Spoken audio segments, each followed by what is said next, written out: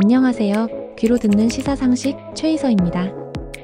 오늘은 생성형 AI, AI 윤리, 멀티모달 이 세 가지 핵심으로 2025년의 현실과 미래를 샅샅이 파헤쳐봅니다.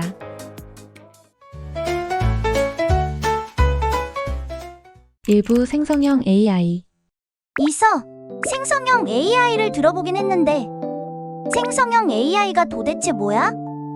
생성형 AI는 말 그대로 새로운 결과를 만드는 인공지능입니다. 우리 주변에선 챗GPT, 구글 제미나이, 클로드와 같은 AI들이 대표적인데요.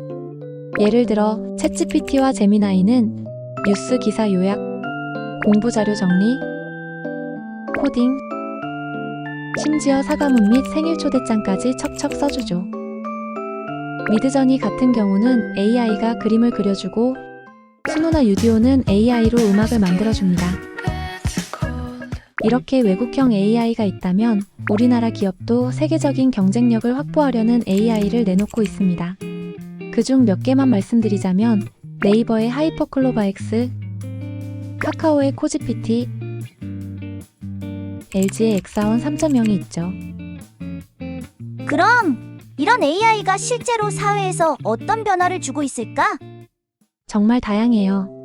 예를 들면 은행이 고객의 상담 내역을 AI가 요약해서 상담 효율과 품질을 높이고 광고업계에선 AI가 광고 카피를 하거나 이미지를 자동 제작하죠. 더불어 제조업에선 AI로 설계 자동화, 공정 개선 등이 이루어졌어요. 가까운 곳에서 보자면 학교에서는 학생 작문 평가, 질문 답변, 토론 주제 추천에 쓸 수 있죠. 이렇게 AI가 우리 곁에 가까이 있는 만큼 2025년 우리나라 AI 시장 규모는 약 10조 원으로 2024년 대비 10에서 12% 정도 성장했습니다. 더불어 일부 글로벌 보고서에서는 최대 30조 원 규모까지 성장할 것이라 전망하고 있어요. 국내 기업의 약 65%가 이미 도입했거나 도입을 준비 중이죠. 근데 그렇게 많은 사람이 누구나 쓸 수 있다면 악용이나 오류 위험도 크지 않을까? 사건 사고 말이야. 그렇죠. 반복 및 단순 작업은 사라지고 가짜뉴스, AI 표절 과제, 딥페이크 범죄 문제가 커졌습니다. 그래서 생성 AI 활용법 교육에 이어 AI 탐지 서비스도 중요한 트렌드라고 할 수 있어요. 결국 인간과 AI의 협업이 개인과 기업의 핵심 경쟁력이 된 시대라고 볼 수 있겠죠.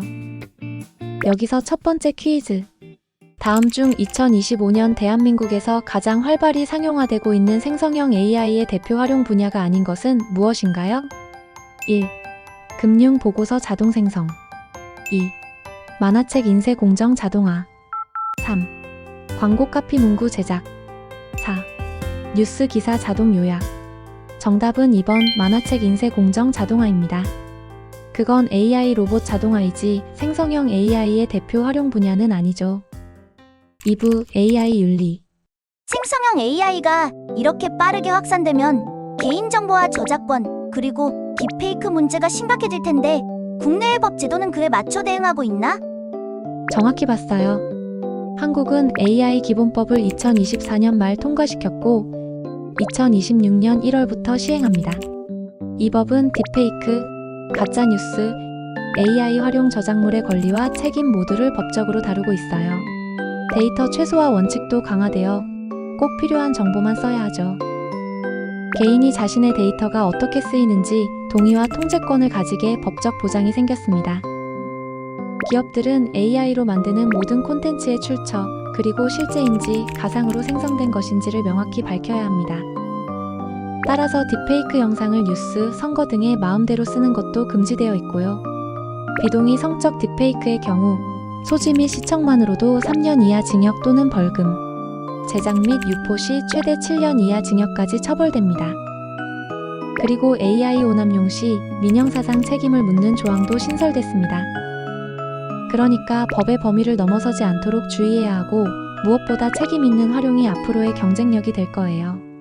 오, 우리나라는 그런 제도가 신설되었구나.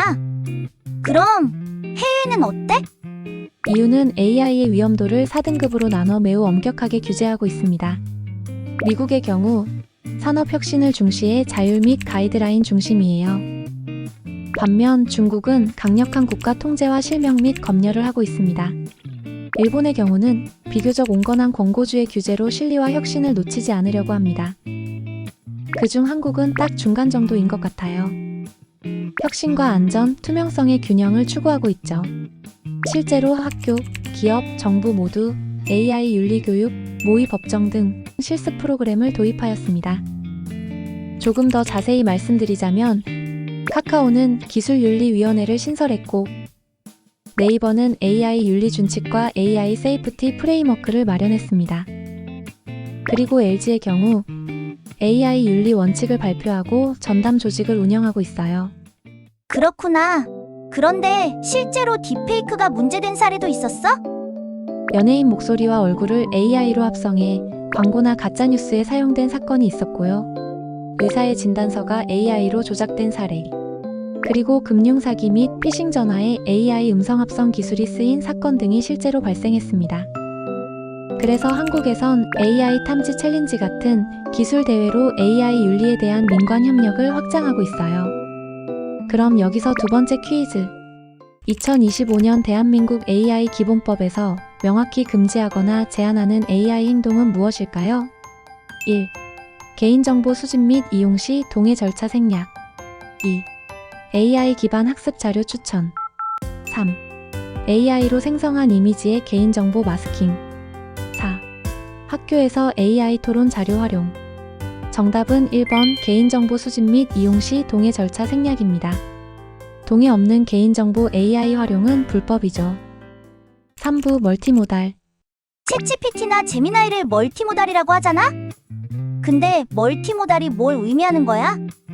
멀티모달은 한 가지 감각이나 데이터만 쓰는 게 아니라 텍스트, 이미지, 소리, 영상 같은 여러 형태의 정보를 함께 이해하고 처리하는 인공지능 기술을 말합니다.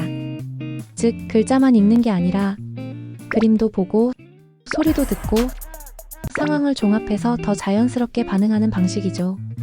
쉽게 말해, 멀티모달은 인간처럼 여러 감각을 동시에 쓰는 AI예요. 그렇다고 에이전트 AI처럼 그 일을 스스로 처리하진 않습니다. 멀티모달은 감각의 확장이지 에이전트 AI처럼 행동의 자동화는 아니에요. 자, 그럼 몇 가지 예시를 들어볼게요. 우리가 쉽게 사용하는 스마트폰을 보면 정말 기술이 크게 발전했다는 걸 느낄 수 있습니다. 카메라로 사진을 찍으면 1차적으로 AI가 그 이미지와 텍스트를 분석하고 그 위치 데이터를 토대로 여기서 가까운 맛집을 안내해줍니다. 이런 게 멀티모달 기술 중 하나예요. 또 다른 예로는 자동차의 자율주행이 있습니다. 카메라, 라이다 센서, 음성 등을 동시에 분석해 돌발 상황을 인식하고 대응하죠.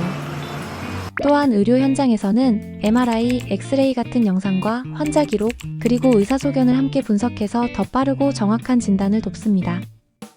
SNS와 유튜브의 경우에도 동영상과 자막, 댓글, 해시태그까지 종합 분석해 인기 동향을 파악하거나 악성 댓글을 탐지해요. 우와, 다양한 걸 할 수 있구나. 그런데 그런 다중 처리를 하다 보면 인간처럼 오해나 오류도 낼 수 있지 않을까? 그렇죠. 이미지 안에 없는 정보를 단정한다거나 텍스트와 음성 그리고 영상의 의미가 서로 충돌할 때 엉뚱한 답을 내리기도 합니다. 이것이 우리가 흔히 말하는 AI의 환각, 헐루서네이션이라고 해요. 그래서 설명 가능한 AI, 즉 익스플레이너블 AI가 앞으로 멀티모달 개발의 최우선 과제라고 할 수 있습니다. 그럼 여기서 마지막 퀴즈. 다음 중 멀티모달 AI가 실제로 적용된 사례가 아닌 것은 무엇일까요? 1. MRI 촬영, 환자 증상, 의사수첩을 동시에 분석해 질병 예측. 2. 유튜브 영상과 댓글, 해시태그를 한 번에 분석해 인기 경향 파악. 3. 스마트폰 카메라로 이미지를 찍고 텍스트 정보를 합쳐 특정 물체를 찾아냄. 4.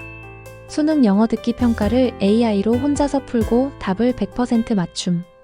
정답은 4번 수능 영어 듣기를 AI로 완전히 풀기입니다. AI가 도움은 줄 수 있어도 혼자 100% 맞추는 건 아직 불가능하죠. 생각해 볼 점. 생성형 AI, AI 윤리, 멀티모달까지 AI가 우리 실제 생활과 매우 가까워진 것 같아. AI의 발전으로 삶이 편리해졌어. 물론 문제점도 생기긴 했지만 말이야. 그렇죠.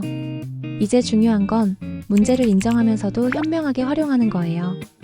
AI 트렌드가 무섭도록 빨라지는 만큼 우리 모두가 기술과 윤리, 활용과 책임을 균형 있게 고민해야 합니다. 책임 있는 활용이야말로 AI 시대를 살아가는 개인과 사회 모두의 핵심 과제겠죠. 다음 영상은 어떤 주제일지 궁금하지 않으신가요? 오늘의 귀상식, 구독과 좋아요, 알림 설정 잊지 마시고요. 궁금한 사례나 주제가 있으면 언제든 댓글 달아주세요. 시청해주셔서 감사합니다.